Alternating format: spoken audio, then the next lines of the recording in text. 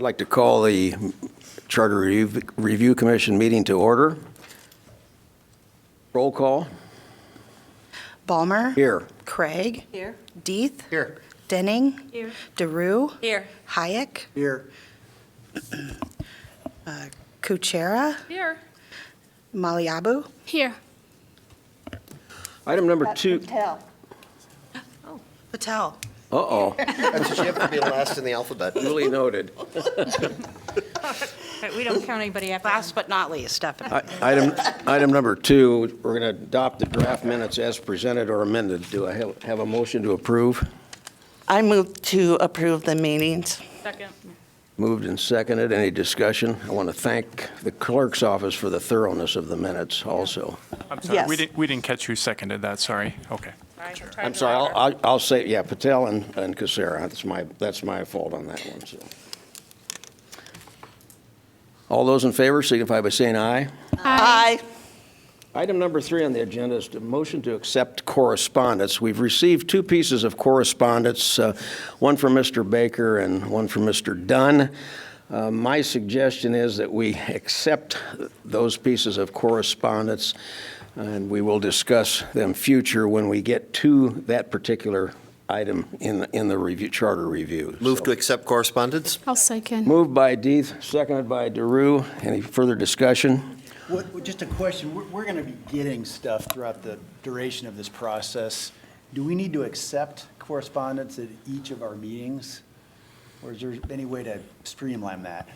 Well, I think yes. Well, here's the thing. I mean, normally we would only be having, like to use council as an example, as you're surely familiar, we would only accept correspondence for items or correspondence that relates to an item on the agenda. Of course, here, I'm not sure exactly how to do that.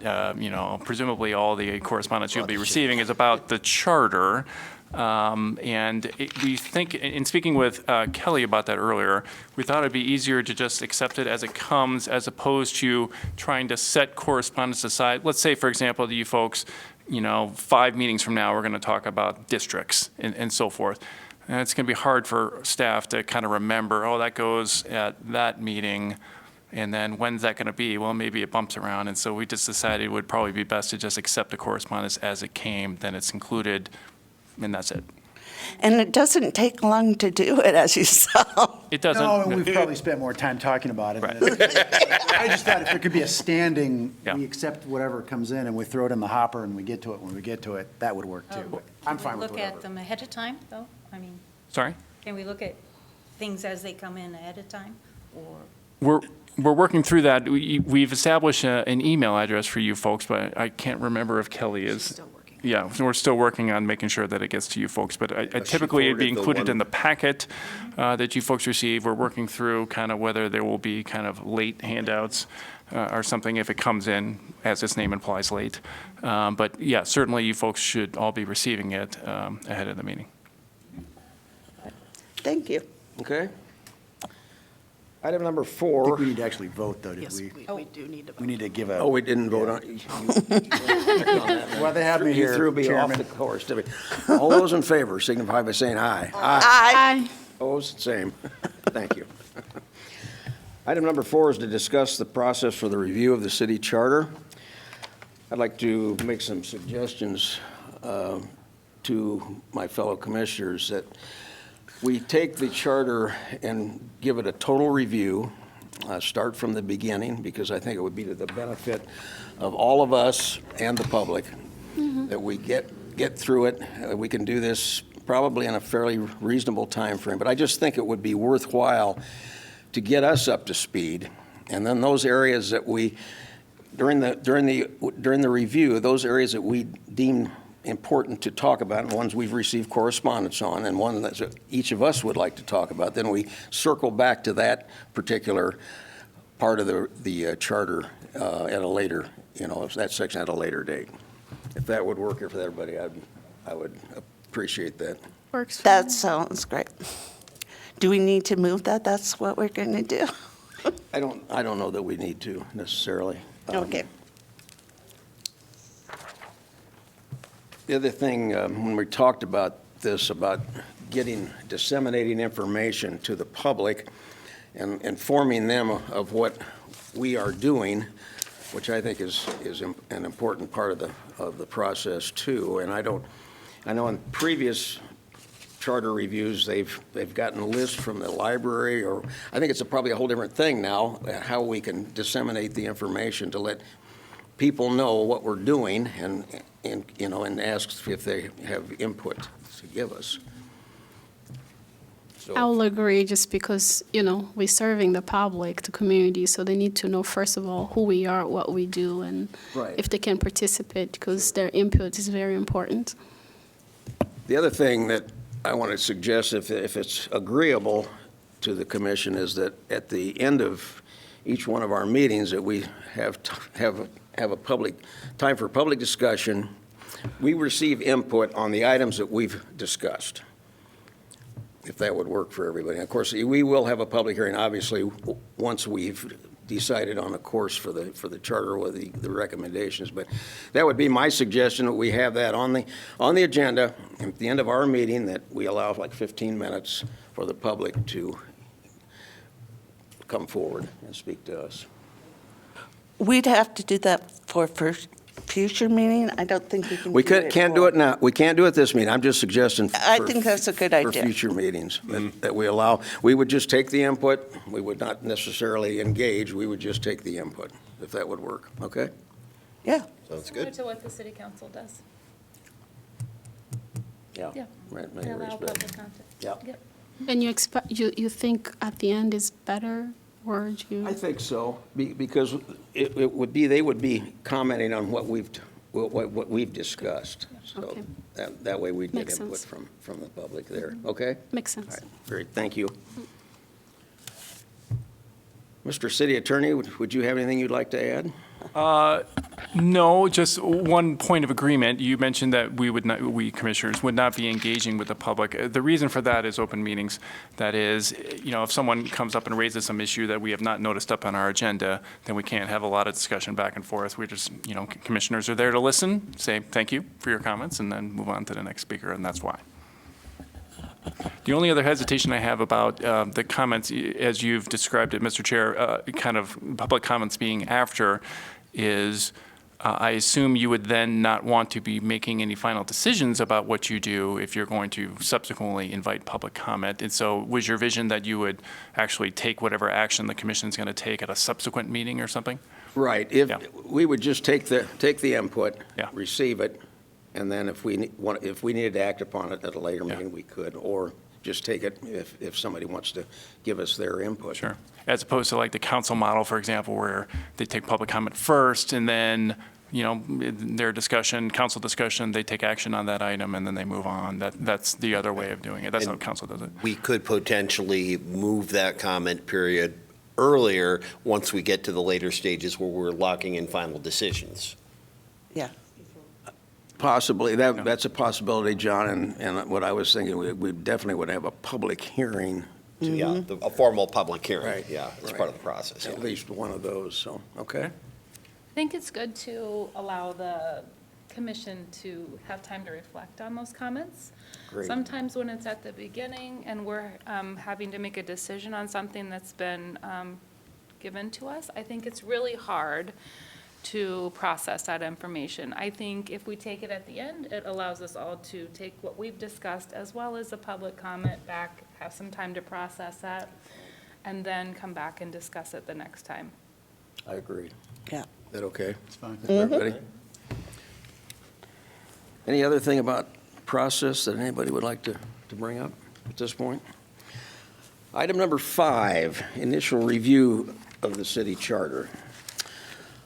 So I guess at this point, I think we could just start going through right from the start, and if anybody has any questions or would like to have maybe if there's anything that strikes them that they need an explanation on, feel free to raise it, because I've read this charter many, many times. And I'm a slow reader, so you don't need to put that in the minutes, but anyway. But it's helpful to me to go back through it multiple times, just to clarify and everything. So, preamble, definitions.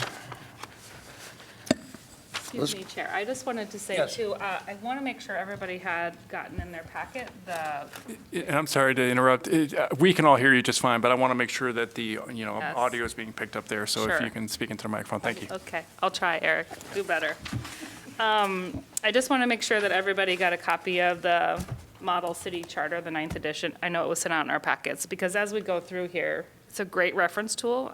I'm sure Eric had something to do with sending that to us. And I think it's really important that we review this as we're reviewing the charter, because it has tips and legal verbiage that we really need to be looking at as well, so. To be clear, I did have something with it going into the packet, but only because Commissioner Craig asked me to. This is not an endorsement or anything like that. You folks are obviously free to do what you wish. I appreciate it. I think it's really helpful, so thank you for asking for it. Yeah, and I agree that it's awesome. One of the things, though, that will be a little challenging is that I've only gotten through 23 pages of it, so I know I know how it refers to the first, 3 or 4 pages. So perhaps we can circle back, right, periodically. We can go through quickly and identify things, but then circle back after we've had time to think in terms of the model charter. If you have something that you'd like to, Right, bring right. up, that's great. I do think the model charter is helpful. Going through this document section by section is a great structure for editing what's there, but if there is something we need to add, the model charter might be something that we say, they had a section there that's not present in ours. Is there a reason for that? Okay, very good. Thank you. I have a comment about something in the preamble, if now's the time to say that. Go for it. And number 2 there, the provision of service relating to the health, safety, and welfare of its residents in a fair, equitable, and efficient manner. I don't, relating to the health, safety, and welfare. That's pretty broad, but at the same time, it feels limiting to me. Why is that phrase there? Does anyone, people who've been on the Charter Commission that wrote that, why not just the provision of service to its residents in a fair, equitable, and efficient manner? Why are we, I may be able to answer. That language seems to track the state statute for what cities are entitled to do. Yeah, health, safety, and welfare, the kind of police power, what they refer to as police powers, not in the sense of police officers, but police powers that cities are given through the state statute. well, it's pretty clear everywhere that we have to do what the state tells us we have to do. But if that's the reason, at least that's a reason I can understand why it's there. Okay, In terms of the preamble too, and looking at the model charter, I don't see any problems with what we have, but there was some model language and some concepts and values and things that they, had in their model charter that we might consider adding to our preamble. if you have those examples, I'd certainly entertain us running it back to the city clerk. Right, so okay, well, yeah, Do you have some, I think what we should do is go through this first. Right. And then we can come back. yeah, specifics, I agree. So we'll just, and so in the process of additions, we don't have to accept them all now or think about them Right, all now, but right. just, I I think was it's just something we need to going to have bring in that up. front of us yeah. so we can consider it. Mhm. Okay. Anything else in the preamble that anybody would like to talk about at this point? Like Commissioner Denning was saying, I do really like, I know we're not modifying it right now, but I really do like the verbiage in the example that was provided. I think maybe that's what you were alluding to, especially that last paragraph, because I know specifically it said that this addition was really looking at how we can be more inclusive to our community, and that last sentence really is strong. I don't know what you think about that, Eric, if you have comments on it from the, Could you read that Yeah. I don't have it in front of me. well, Eric, did you have something to say Well, first? I see a couple different sections, and so I'd prefer you to read it so I don't misquote what you want to have read. I really like that by this action, we secure the benefits of home rule and affirm the values of representative democracy, professional management, strong political leadership, public engagement, diversity and inclusivity, and regional cooperation. And I don't know, but maybe it seems to me that that sentence sort of wasn't maybe when it was redoing what we have written in ours. I'm not sure. That's just what I thought when I was looking at it. Would you have a whole new section, Molly, is that what you're saying, or incorporate what we have? I'm not sure because, again, like you were saying, I don't know what the goals of the commission before, when you guys reviewed this in the past. And with the update, if it was, the goal was to make it a better statement that really represented what we're trying to do here. I would say there's no need to, like, take out what's here, but rather to add additional, add additional detail or additional language. And one of the other phrases that I really liked was a responsibility for environmental stewardship.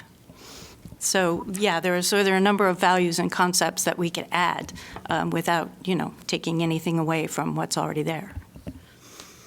Okay. We can certainly consider that when we come back to the preamble. Any other comments on the preamble? I can tell you, when I was on the first review in 1984, it was, we were really on new territory, and we were working with a charter that was 10 years in and some history. So each year, each review adds something. We know that, and that's why this is a document that certainly has flexibility in that regard. Okay, definitions as used in this charter.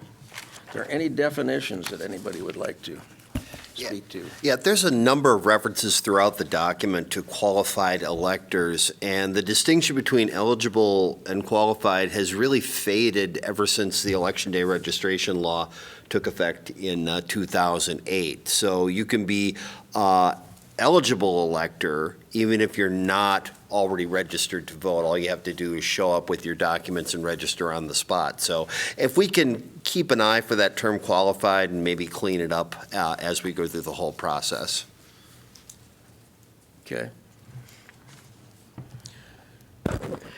Just for clarification, you want to take out the qualified elector? That might be a way we do it, or we might change other references in the document. Historically, in the petitioning process, and I know that this was changed a few years ago, qualified was defined as, are you registered to vote at your current address? And the former city clerk would go through petitions line by line, striking signatures of people who hadn't updated their addresses.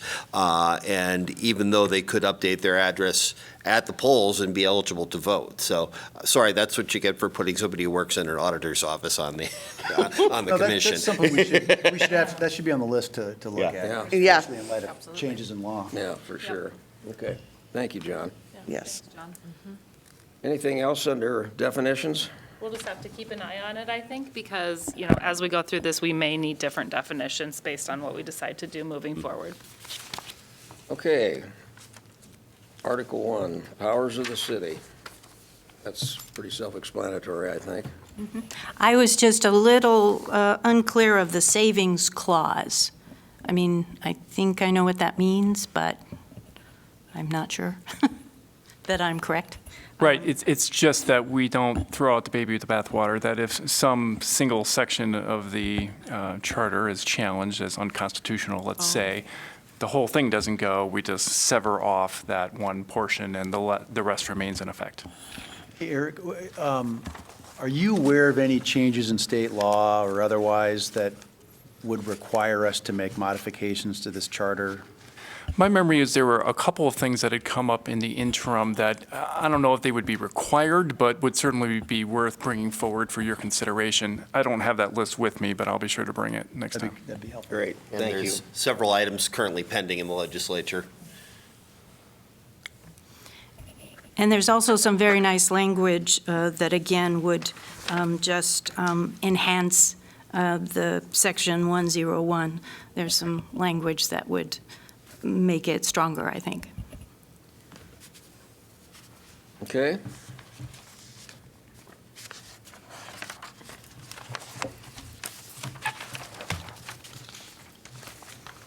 Okay. Ready for Article 2? Obviously, this is the one that's going to have some discussion about at some point in the future. City council composition, division of council into council districts, eligibility, et cetera. I will Yes. say that 50 years ago, when the first charter commission was formed, we were operating under a 5-person at-large council. The change was to a 7-person, 4 at-large, 3 districts. It was a hybrid and a compromise at the time. And I remember when I was first campaigning in 1975, I did a lot of explaining to people about the districts, why people came from a certain district but were voted on at large. And people understood it after I explained it. Now some people have had some questions about it, and it's something, I think it's more of an education process, but something we can certainly talk about. But that's certainly on the table to visit about also, so. Yeah, I will note, putting my work hat on again, that the primary process is the second most challenging thing that I have to explain to the public in terms of electoral processes, just behind a Democratic caucus, which is not the office's fault, that's my fault. Can I ask a little bit of history for the 3 districts and how they're evaluated, I assume based on census data? I mean, have we ever changed the districts as the city has grown, or have they stayed the same since 1976? No, we certainly have had to modify them so as to include people who live in those new, annexed areas of the city to make sure they have their right to vote in city elections. I think there's another provision saying that districts have to be as close as possible to equal in population. Obviously, that's never going to be perfect, but particularly since it's only done every 10 years after census. Yeah, that's how it's been handled. So there's an ordinance that passes, for example, after we had the last census, we worked with John's office to make sure that we had everything split up the way it should be, and the populations were such that it made sense, and there were good places for voting in each of the districts and so forth. And so, yeah, there's a lot that goes into that. Great. Yeah, I've worked on the last 3 precincting and districting plans in the auditor's office, and I'm familiar with the maps that were in place before that, and they've historically been similar parts of town. We've never really taken the map and torn it up. There's always been a north side and downtown, an east side, and a west side, south neighborhood kind of district. The lines have shifted a bit to balance population and to match the. We've also made an effort over the last couple of maps to have a number of precincts that was divisible by 3. So, for example, now each of the 3 districts contains 9 voting precincts. I was actually looking at the map yesterday, and I looked at the past, and it's changed. And I like the color part because it helps me understand better. I think that was Karen who did that. I have, speaking about annexing, is that controlled on the charter, or is that something that's done by state law? I can be more specific if you like. Well, I guess I can answer your question on a preliminary basis, and whether I don't give enough detail or not, I'll leave to you. No, that's controlled by state law. That's not to say that you folks couldn't propose a change to the charter that speaks to that, as long as it doesn't run counter to state law, of course, because we would be preempted in that case. Does that? Question, Jennifer? About annexing, Yeah, mainly yeah. because Karen is my daughter, so there are at least one that she talks about, and several others that are basically one house. You can Yeah, talk we to have them. some anomalies on the edges of the city. Some of those, frankly, were where the Legislative Service Bureau made a mistake in drawing the district lines and severed off one house from the rest of Scott Township. There's other places where annexation happened. I'm going to back up just a bit. In districting law, they lock in the city limits as of a certain date, which is usually January 1st of the census year. So if an annexation happens after January 1st, but before the legislative lines are drawn, you get a little piece of a precinct that is, you can't put it together with the rest. So we have a piece of, I believe it's in the Aiden Lane area, that actually votes as part of the Scott Township precinct. And then we have the one house that's in Scott Township that votes with, I think it's precinct 16. So the legislative, the state law on how the districts are drawn is pretty locked in. So we just have to deal with those kinds of quirks in the auditor's office. It makes the maps look strange. Yes. We'll agree, certainly, our map borders are not clean. We often think of Owl Song Lane, which is over on the east side of town. That's the one. And it has exactly one house surrounded by the city, and it has to be connected by an umbilical cord because you can't have an island. It's got to be, connected to, anyway, it makes life complicated.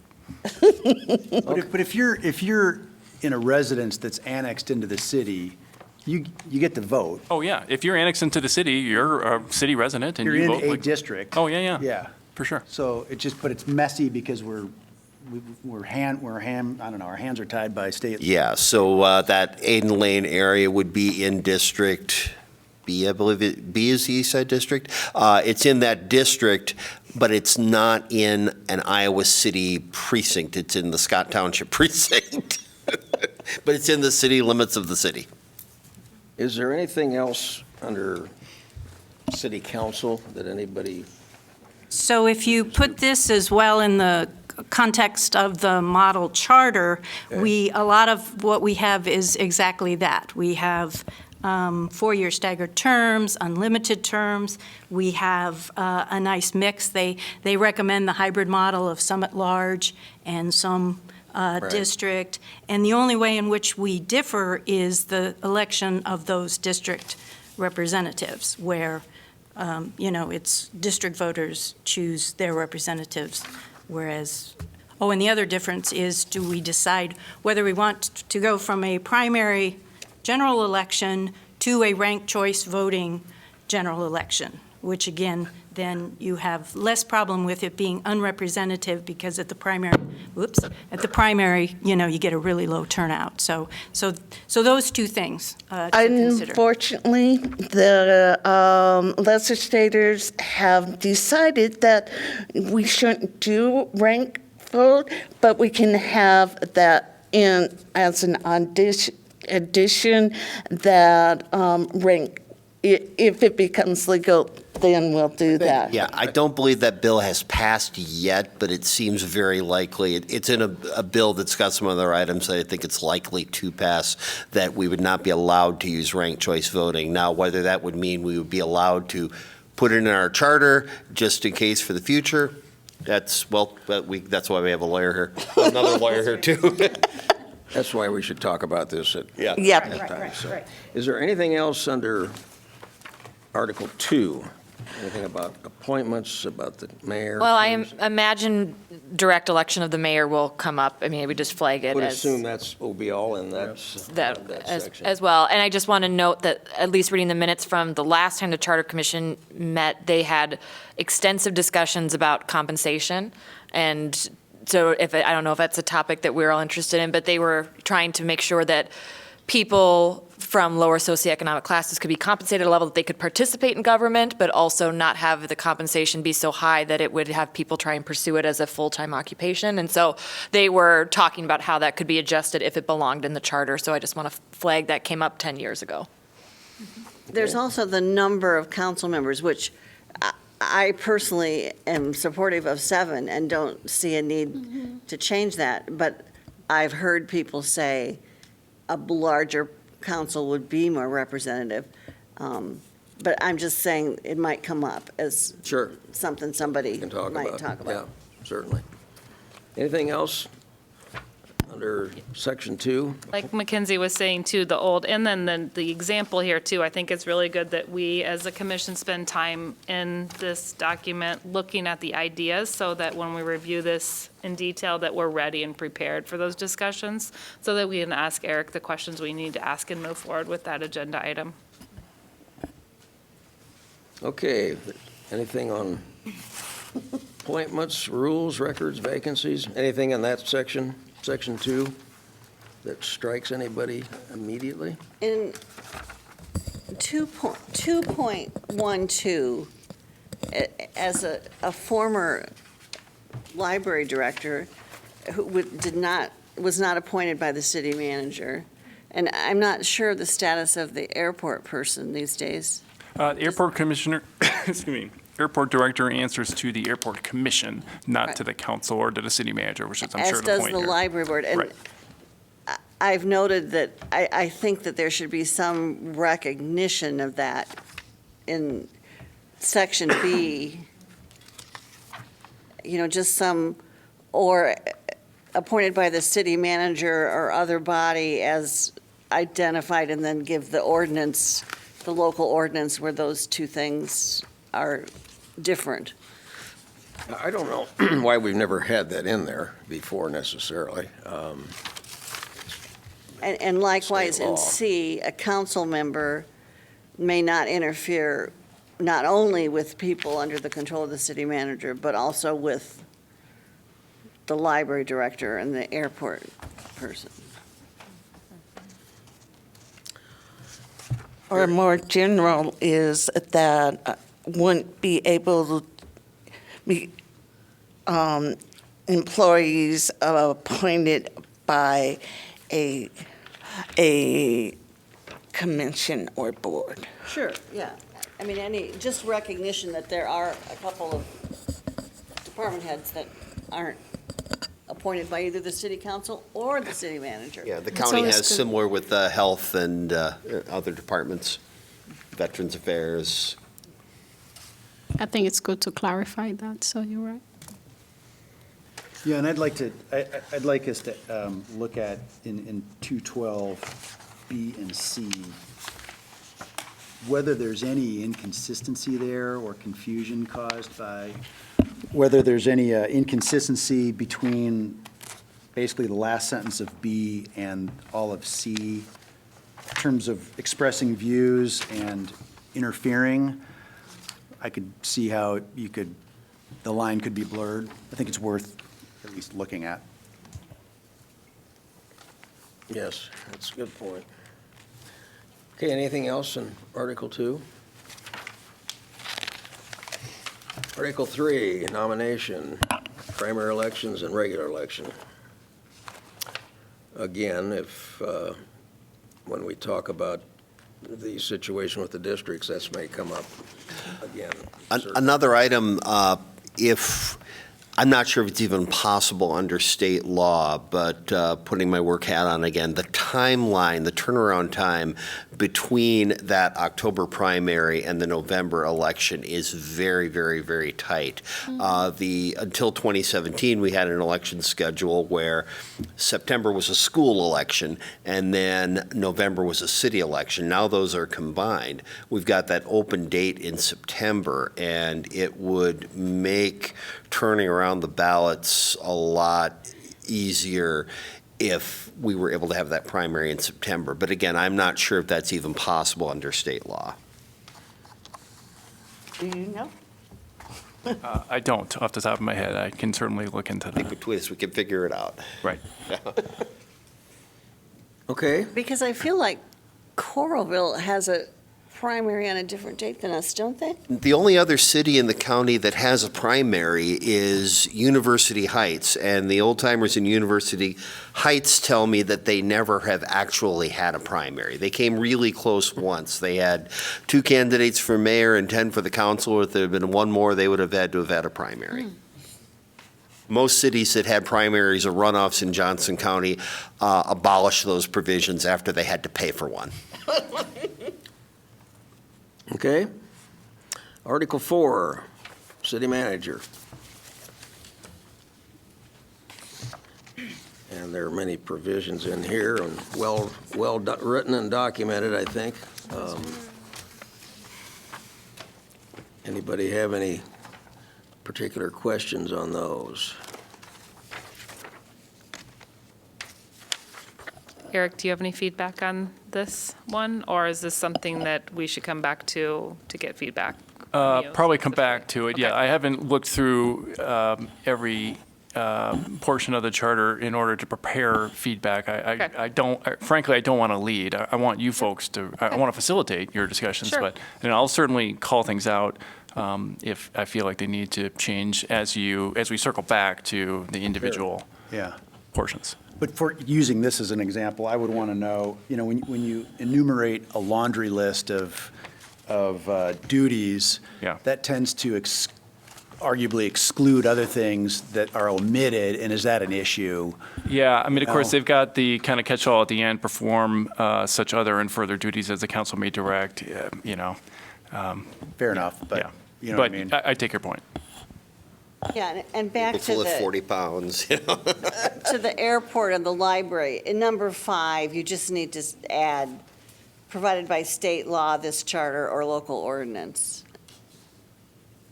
But you're on Article 5. I mean, it's number Number 5 under Article. 4.04A5.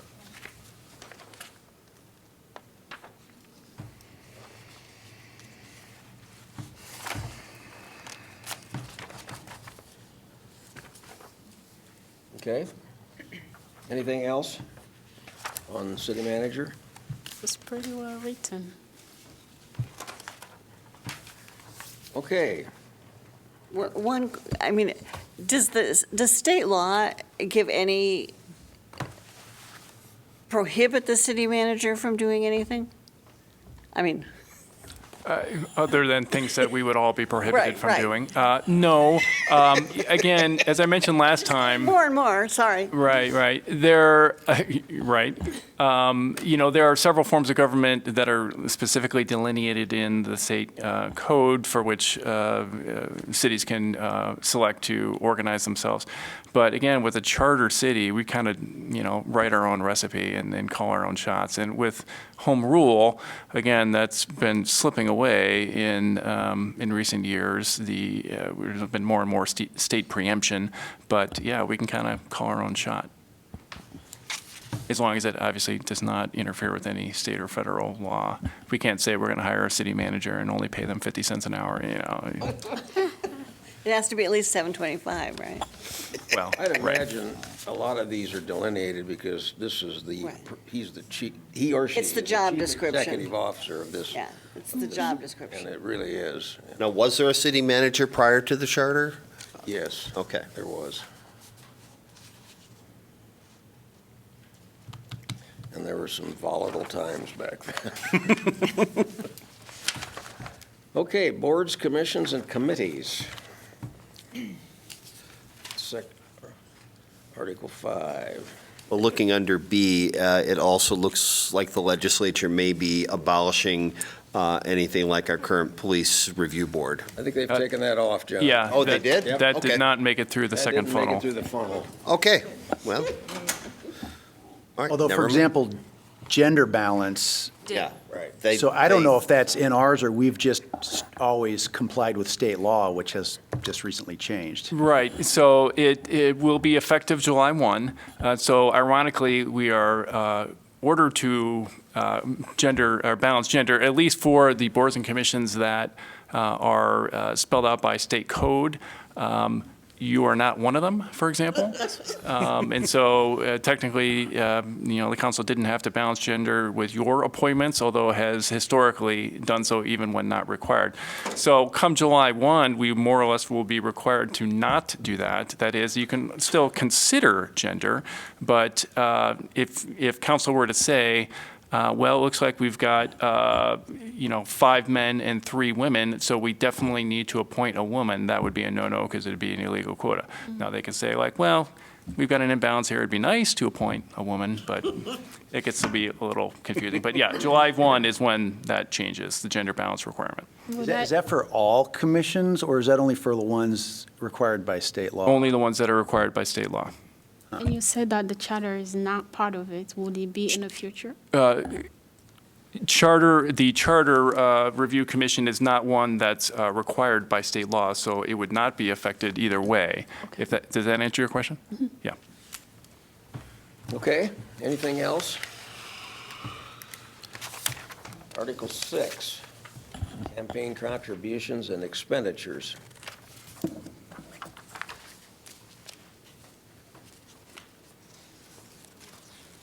Anybody have any?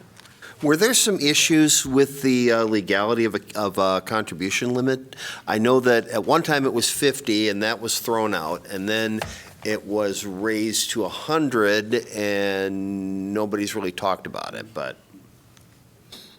Was that thrown out by a court or by the council, or? I am not sure. You might know more than me. No, I don't. Yeah. I'm not privy to the history of a $50 one being, I'm not saying that didn't happen. I'm just not familiar with that. It was $50 way back when, and Yeah. I think they raised it to 100, Yeah, if I'm not mistaken. right, yeah. Most of the reporting requirements are governed by state law now. Oh, I'm sorry, was that a question? No, the reporting requirements I'm reading here, those are mostly also covered under state law, so. Okay, anything else? Under Article 6, Article 7, initiative and referendum. Oh, I'm sorry, could we go Yeah. back? So I was reading this, and there's a sort of a new movement. So this applies to what people can give. Is there a section of how those candidates can use those funds? Because there's a movement to widen that to using some of your funds simply to pay the bills or whatever, so that people with more limited means can actually afford to run for office. I mean, that's a whole new sort of concept. But do we have anything on campaign finance? Or do we just go by state law? Well, I think I've seen some discussion about what you're describing. I can't recall if the context was as a proposal or the current state of the law. I have not researched that carefully. There was a case with Iowa Ethics and Campaign Disclosure, a candidate wanting to pay childcare out of campaign funds, and it was determined that she could not. That sounds familiar. But And that sounds so- like a state. Right, and so you would have to change the state law. Right. Okay. Okay, anything else under Article 6? Article 7, initiative and referendum. I think we're all familiar, I mean, having gone through this, we've been through some of those before, so. Interesting that we, in the last charter review, they lowered the thresholds, and then we haven't had any initiatives come up since. Well, I'm sorry. I'm sorry, there's no public comment at this part, Okay. sorry. The one thing that would be interesting to see, I'm not sure how we could word this, we've had a couple of very confusing pieces of language on initiatives in the past where the yes vote seemed counterintuitive. I remember First Avenue, it was yes, don't build the road, no, build the road. And voters were not screaming in my face, but voters were very, very, very unhappy that the poll workers could not answer the simple question, I want to build the road. Do I vote yes or do I vote no? Same thing happened again with the bar issue, and that was more confusing because the sides flipped between one election and the other two. Yes meant a different thing than it did the previous time. So if there would be some authorization for either the petitioners or the council to provide some summary, yes means do this, no means don't do that, in clear language. That was confusing, there was no question. You're telling me. Yeah, people were duly Yeah. upset about it, I can see why. Who does determine the specific language that goes on a ballot in the event of a referendum or initiative? I have not been part of that in the past. Certainly, There have been a number of petitions or referendums that have come forth during my time, including the ones John mentioned. There was another one had to do with using drones and automatic traffic enforcement, speed cameras and that kind of thing that came forward. Ultimately, that latter one I mentioned was just adopted by City Council, so it didn't have to go, if I'm recalling correctly. But yeah, it would be council and/or city attorney's office would work through. It's got to be substantially the same as what the petition is, but you would hope, obviously, that those who are, drafting petitions are being careful Yeah, about we the had an wording. issue one time, and I think that our office had to work with your office, where we were not able to print strike-through or italics. We're not able to program that onto the ballot. Yeah, yeah. Yeah. Okay. Anything else on section 7? I mean, talk about complicated, but I realize it has to be complicated because it's the process basically of creating a ballot measure and putting that in front of the public. So I guess it's the price we pay for. And that was, in the initial charter commission, that was proposed by the charter commission. This was new language, totally. We never had that before in Iowa City. So this was to get more involvement Right. by the citizens, which it has done on occasion. Okay. It looks like this is something that we will want to go back on to, it seems. For clarifying, maybe get some clarifying language. Clarifying, and we'll see on public discussion. I'm seeing here we have a reference to you can't do an amendment on zoning. I think, was that added in the 90s at some point? Because I believe we had an election on the zoning for the old Walmart in 89, maybe? Which And that was section are you defeated. looking at? It's on page 13, the first line on the page J. There was a vote on, that was an initiative on whether or not to approve Walmart's zoning. People wanted Walmart not to be in town. I'm That was sorry. defeated, but But I Oh, don't I think see it that now, was okay. an initiative, was it? I don't remember that. I remember the situation you're speaking of, Yeah. John, but I didn't think it was, it had to do with an initiative. yeah, all I know is it was on a ballot. Yeah.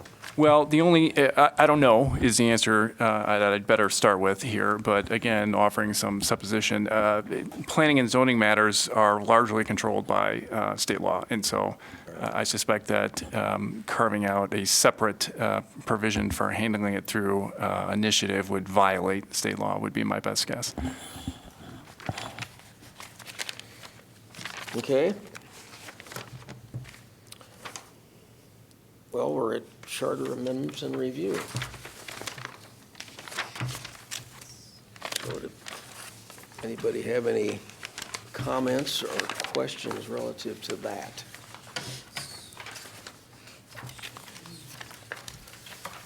My understanding is the last commission 10 years ago made some significant changes in numbers at that time.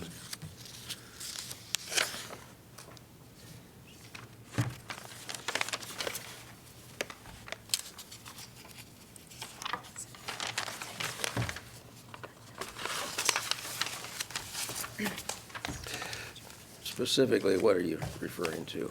I think they lowered the threshold 10 years ago. Okay, Yeah. okay. Yeah. I'm looking at section 705, where there's a 30-day deadline before a scheduled election for the council to take action to approve something. That could be a little problematic if we are combining an election with the November partisan general election in even years.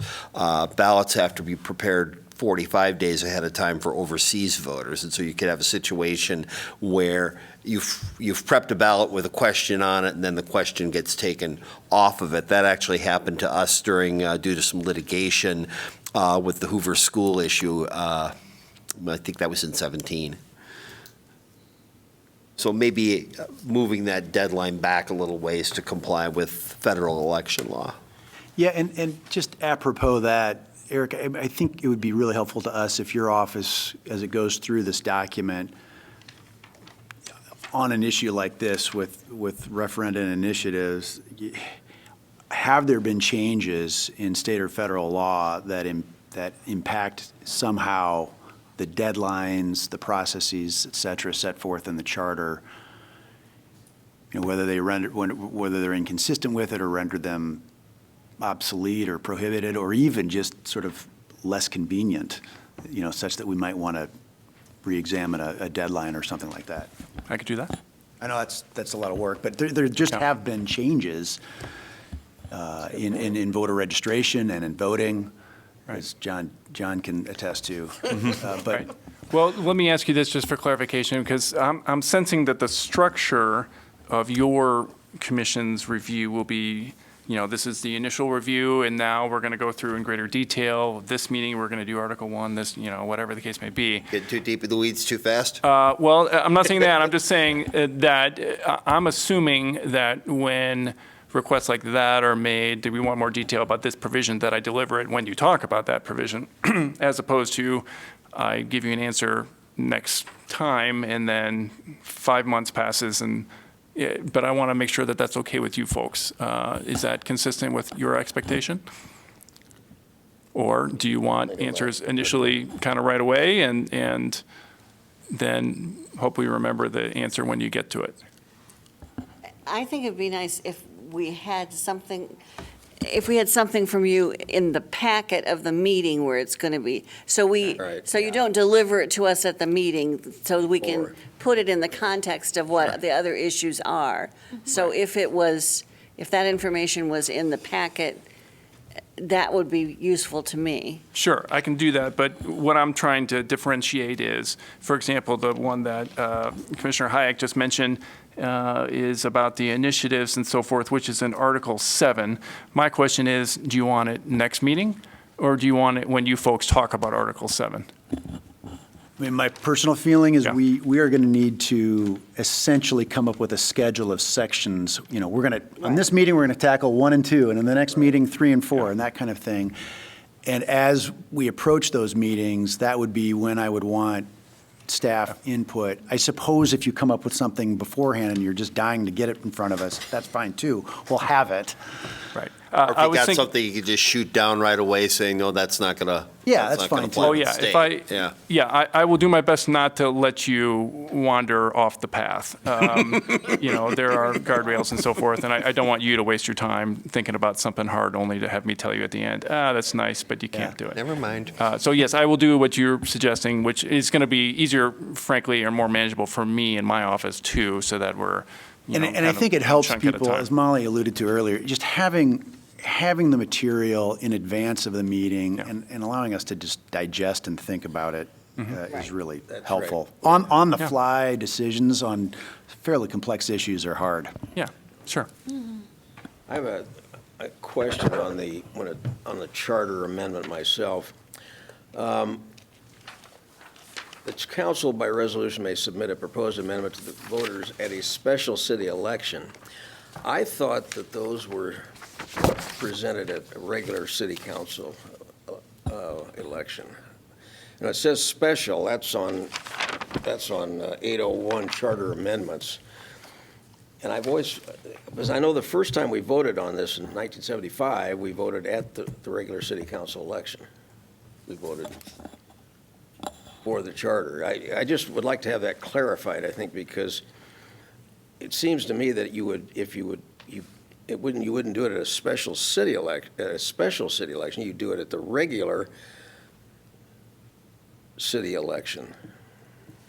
When it says special, that's what I'm Yeah, because you could confused consider it a special city election if you combined it with the governor or the presidential election, because the city would not be normally having an election on that cycle, but I know that we've had amendments on general election ballots. In our language in the auditor's office, a general election is November even years, and the November odd year we call the city school election now. What do you call a special election? A special election. I was about to just ask. Do we think that it is trying to achieve being parallel between A and B? Because B, it seems like you would need a special election because of the time frame, right? Because it's within 30 days they would need to have. So is it just trying to say for both instances, whether by resolution or ordinance, a special election would be required? I don't think we've ever had. The state has a lot more restrictions on what dates counties can hold elections now, but I'm not sure how that meshes with home rule. So I don't know.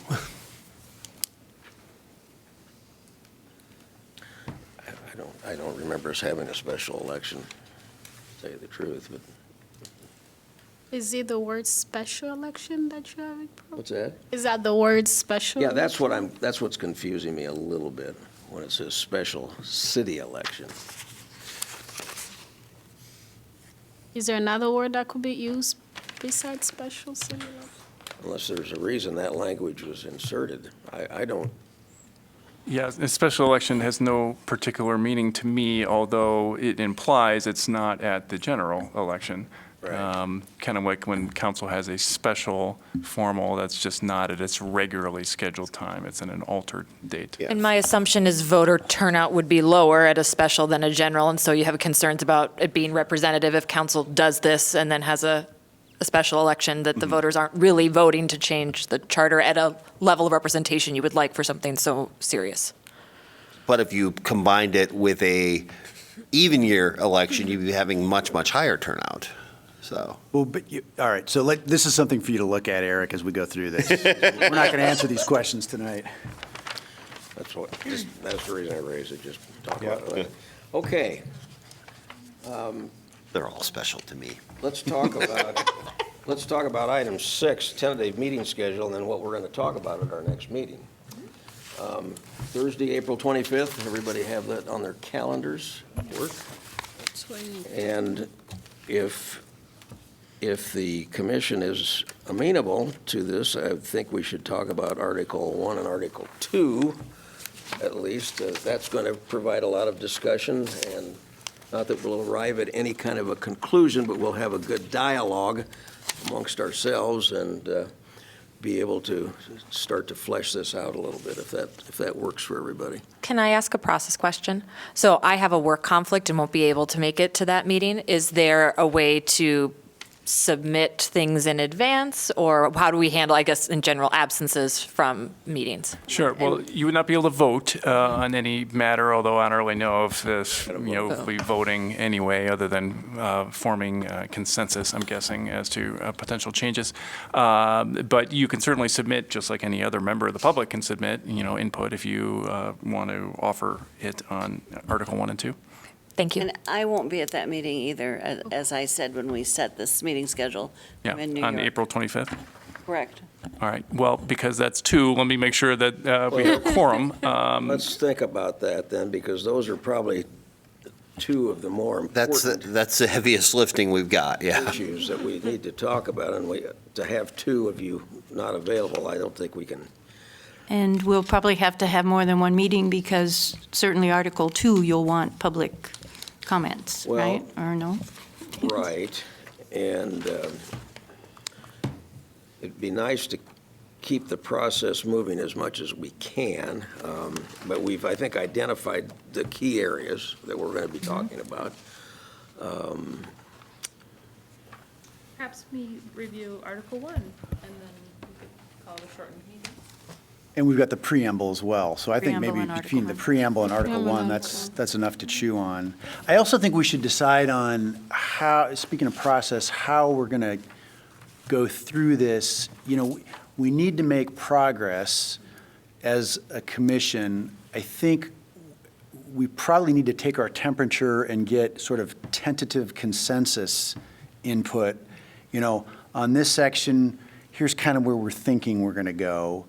But it's got to be, it's got to be basically shelved, because I would think we would vote on this once at the end. We've got to allow for the public input process, et cetera.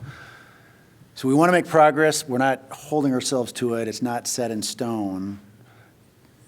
And we just got to be mindful of that, but Right. it's something we need to talk about. And I think we think about it when we're looking forward, when you look forward to the end of the year, you got holidays.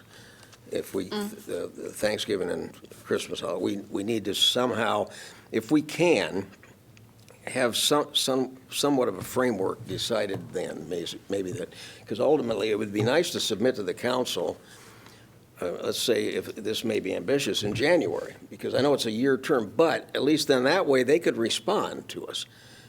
They may respond back and say, well, we would like you to consider this, or we'll either accept or reject your recommendation. I just think I think it behooves us to move it along. And I think we can do due diligence and definitely get the public input and get our Right. discussion. How to get the public input, I think, is a conversation we need to have. Because, you know, if you tell anybody in this city that you're on the Charter Review Commission, their eyes are going to roll back and they're just going to go to sleep. I mean, but then when you say, how do you feel about council elections and primaries and district voting? And they'll go, well, that's the stupidest thing I ever heard of. So I think there's a lot of passion out there about, I mean, that's just one example, about the issues, but how do we promote the conversation about the issue instead of saying, come to the Charter Review Commission? I mean, I think we need a conversation about that. Yeah, And I people don't know aren't- what was done in the past, or how you got the word out, or, I think also now with social media, and we also have Channel 4 that people can, you know, some of us, or can go, all of us can say certain things, and then it goes out, and people see that. Facebook and everything else, people prepare. I don't think in the community where I serve, they actually even know what a charter review is or what they do. Right. They might want to vote, they might want to do other stuff, but they don't know, they don't understand what it is, so they cannot come here and participate Right. if they don't know what they're doing. I So heard a lot of strong opinions about election process last fall, and I don't think the community is aware that now is the time to talk about it, and we are the people to talk to. right, exactly.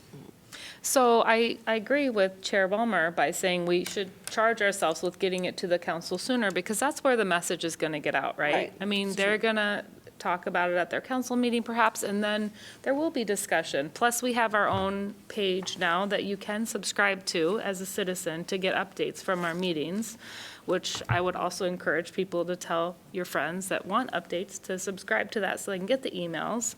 And then we really want that feedback via email, just like I did with Counselor Dunn. Please send it to us on this email so we're all getting the same information instead of, you know, individually getting information. It just isn't the same. We're not getting it the same. So that's why I think, one, we get it to them quicker, and two, that we, you know, are just receiving information all the same.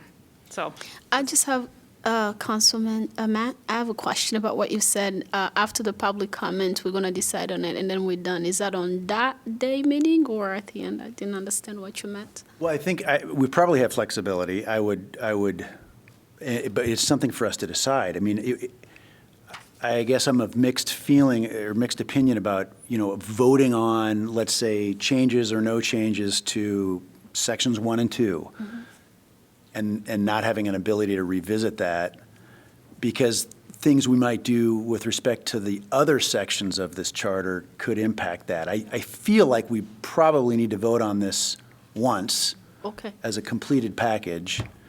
We can make Yeah. progress and sort of say, here's what we're planning to do on sections 1 and 10, and then put that into a final document. But that's just my opinion. I think we have to go through the full process. I also have a question. Can we, before we vote on it at the end, can we go back after we talk about?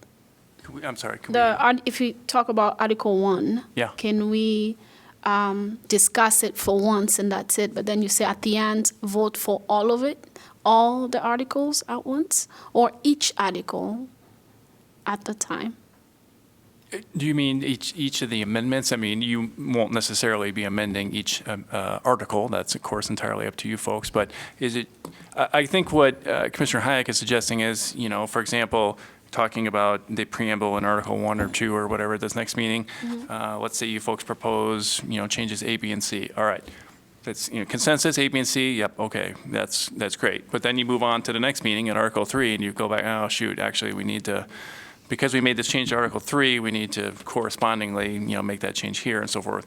But then, so you've kind of, as you go, you've got it kind of penciled in, the changes you want to make, and then at the end, you have that kind of final up or down vote. And as a variation, you could say, well, we've got some disagreement about this one change, so let's vote on that separately. Okay, after that, okay, let's vote on the whole thing, and then send it to council.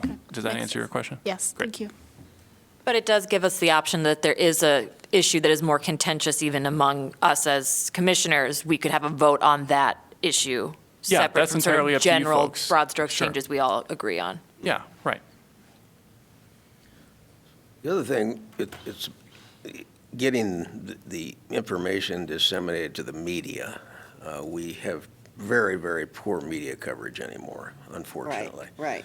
And it would sure be nice if we could have a platform there to either somebody engage the media, like, for instance, KCJJ, they are our local radio station.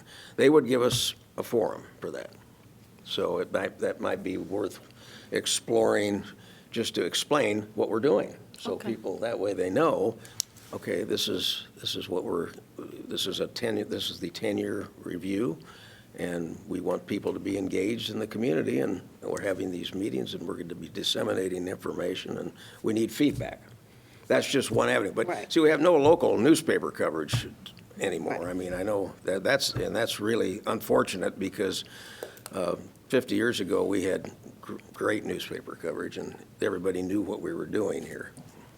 Would it make sense to, as a separate issue, when we think about getting the word out about this, think about some partnerships? I know last time they partnered with the League of Women Voters on a forum. I imagine there would be Rotaries or service clubs that if somebody went to their lunch meeting and said, we're doing this, there would be some engaged citizens who would be happy to send an email. Like, we could even sort of catalog some of those options and see which ones seem most appealing to and helpful for spreading the word with the community. I've always relied upon the League. The League was a very strong proponent of this charter.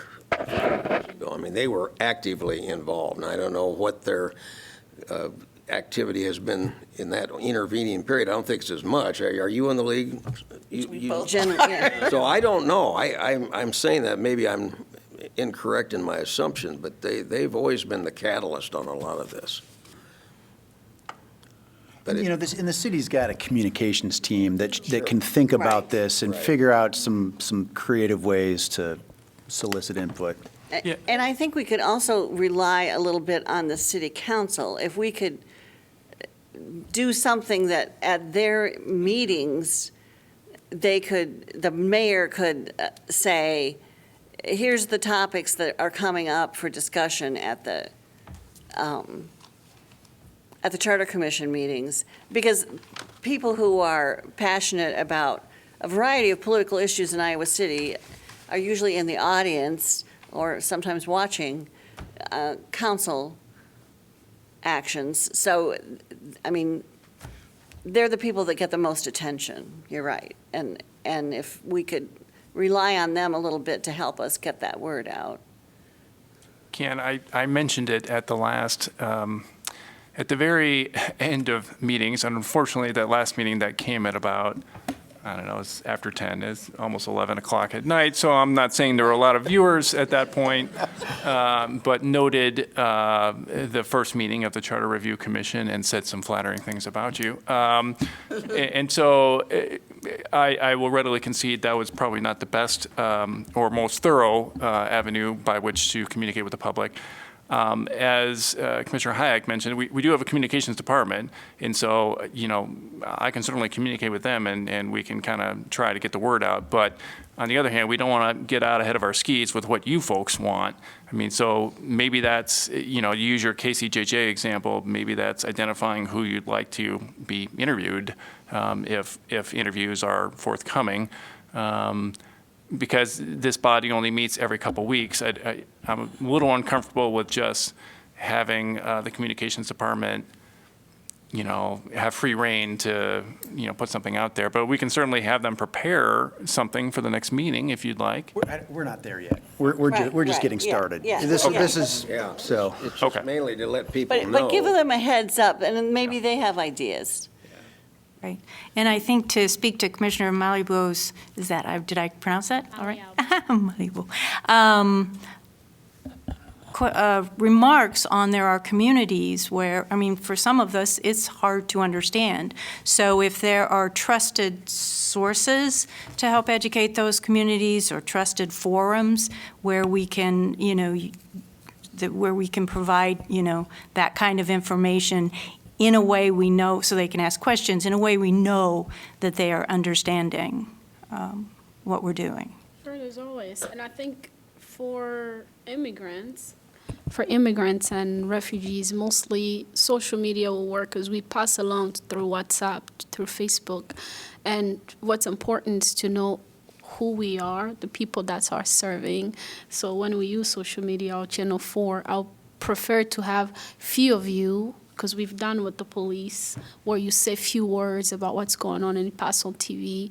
We share that on Facebook. They actually see the faces of the people that are, deciding on this. So it encourages them to actually come and participate and try to understand more about what we are doing. I don't know what you think. I want to mention also, just briefly, I know we received input from Council Member Dunn, and I want to be a little careful in the fact that we are a commission that's been chosen by the council to review it ourselves. And I think we need to make our own decisions here. And yes, if there's input that people feel strongly about, yes, I just don't want us to feel that we are just carrying the council's water in this Right. case. We aren't. We're supposed to be independent, and I think that's important for us to remember also, because I think the council wants that input from us.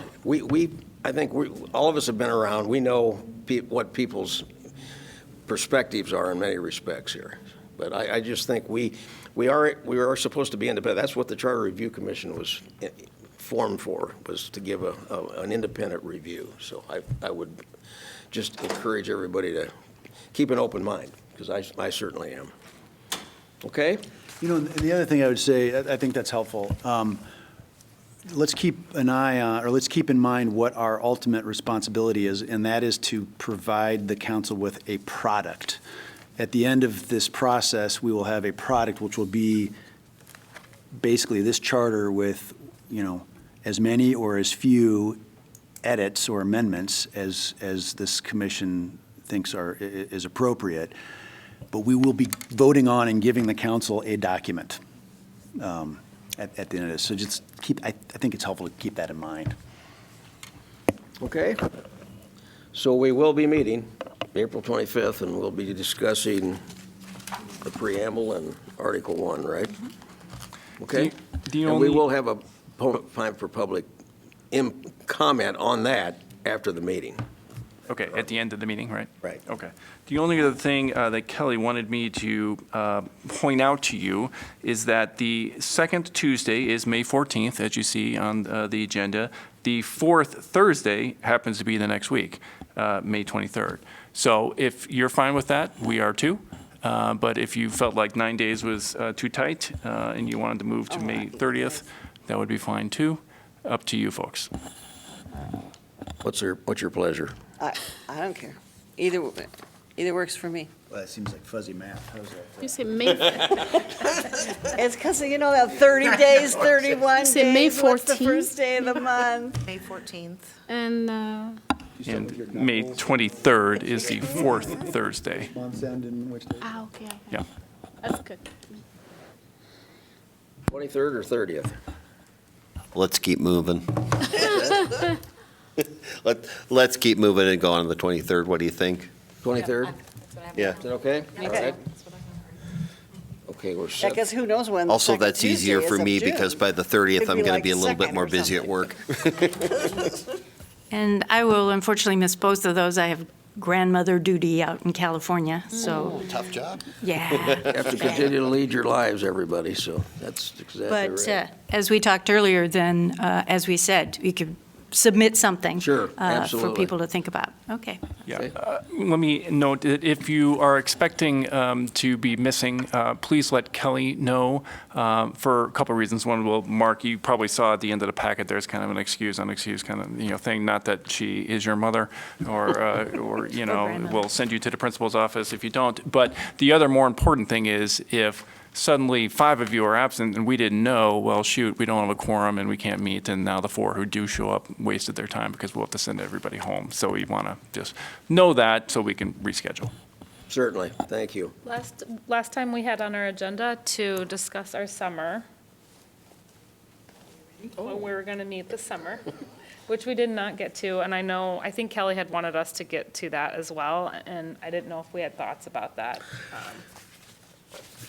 Well, about that. that's a good, We can also bring those comments to the next meeting if you Yeah. guys want to look at your schedules for the summer, because I know it's an yeah, agenda if any, item. yeah, check your schedules for June, July, and August. Okay. We can see what it looks like. Hopefully, we're going to make good progress and be on our way. Item 7, adjournment. Motion to adjourn. Motion, so moved. Moved by Second, Patel, seconded by Maliabo. All those in favor signify by saying aye. Aye. Aye. Motion's carried.